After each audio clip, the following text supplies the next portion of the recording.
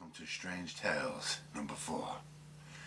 I'm going to go back now to Strange Tales number 2 and give you the other parts of the story that I don't know if they're connected, but in one way they are.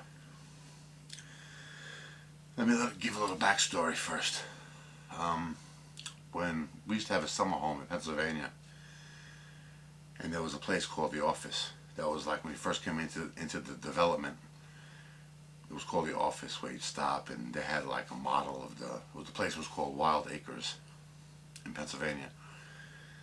They had a model of what the whole facility looked like. They had swimming pools, a lake, boats. It was real nice. They even had an island on the lake. But we were playing up around there, and all of a sudden, I started screaming. I was playing with a stick and a can. I was like flinging it around. Sharp, sharp, sharp pain in my around my left knee. I fell to the ground. I was screaming like there was something biting me. So my brother picked me up and he pulled me inside the office. There was a bathroom. He pulled my pants off, and around my knee it was 4 bites. Big. 1, 2, 3, 4, evenly spaced. I never saw what did this to me, but we always assumed it was some kind of spider or something crawled on my leg or whatever. Anyway, when I finally got home, they came in to get us. The welts had blown up so big.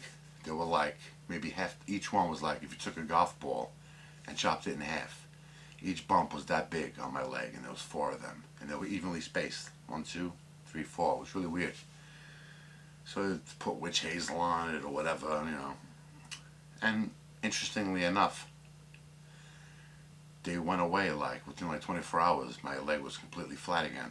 But anyway, that caused me to not like spiders too much. And I don't know, I guess everybody hates something. I used to be fearful of spiders, but I'm really not anymore. Now I see them, they don't bother me at all. But when I was a kid, after getting bit, which like I said, I assumed it was a spider, it bothered me. But I'm telling you for a reason, that part of the story was that it has something to do with it, like psychologically maybe. Now I'm going years later. I was in my kitchen upstairs. Now I see something on the floor. Now remember when I told you that in Strange Tales 2 about the reflection of the ghost? Now where the ghost would have been standing, this was the exact same spot. It's the doorway, right? There's no door there, but it's the doorway connecting the kitchen to the dining area. Like something caught my eye. I looked down. Okay. The biggest, ugliest, scariest spider I've ever seen in my life. So big, in fact, like this, that I thought it was fake, like a rubber toy or something. But then I saw it move. Very slow, but it moved. My initial reaction was to stomp on it, but something maybe not. I forgot what I got, some kind of Tupperware or something. I scooped it up, I took it outside, I let it loose. Okay. Now I don't know if that has anything to do with anything, only like the psychological part of the story. Now the very next day, one of my girlfriend's sisters, she was sick. She was living in a place in Manhattan, on Christopher Street, called Bailey House. I'm not even sure if this place is still there. It's like people that have terminal illnesses, they live there. It was a very, very nice facility. It looked more like a hotel than a hospital, you know. But anyway, I got up, I took my clothes out of the dryer, got dressed after going to the shower and stuff. There's a reason I'm telling this part of the story too. We went all the way downtown. We stayed at her sister's place for like maybe 2-3 hours, walking around, but I didn't go to the bathroom, not once. You'll see why I'm telling these little details. Alright, whatever, we'll say goodbye, see you next time. We went home.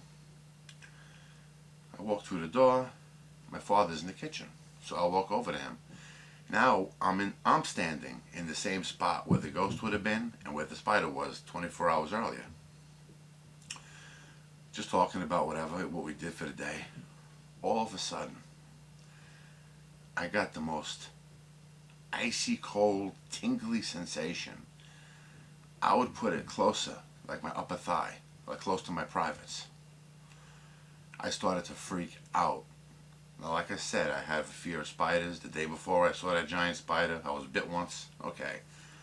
I started freaking out. I was like, what the fuck? I was like, there's something in my pants. My father's looking at me like, oh my God.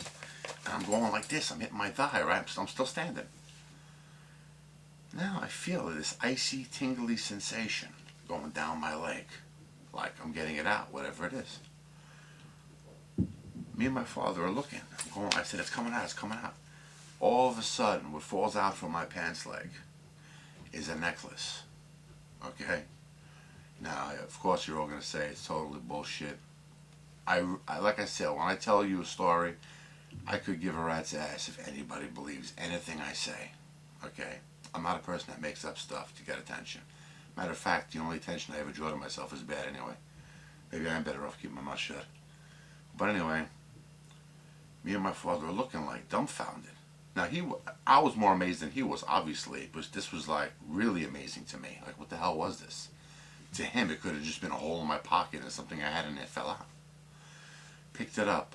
Icy cold. Now, I'm not talking cold like it was, 50, 60 degrees. I'm talking ice cube cold. And my father even touched it too. It was ice cold. It's some kind of pentagram, a woman sitting on a quarter moon, pointing down with her foot, and there's a tiger's eye. I'm gonna show a close-up of it. If anybody out there can decipher like what those symbols mean, I never really tried to be honest with you. But please let me know. See the woman sitting on a quarter moon, or an eighth of a moon, the pentagram, but it's right side up. Somebody once told me that's the sign of good, not evil, when it's like in that position. And there's the tiger's eye. Any information, please let me know. So remember, if you have a story, something you'd like to share, please post videos about it. People want to hear interesting stories, And like I said, how that happens, why that happened, I don't know. But, I guess we all have interesting stories, things that happen to us. Maybe sometimes in retrospect, you might realize, whoa, that was maybe that was a paranormal thing. Something weird you saw, and at the time you may have dismissed it as just being, I don't know what the hell that was. Maybe it was in fact paranormal. You see, I'm open to that kind of stuff. I would even say more than the average person, But please, share your stories.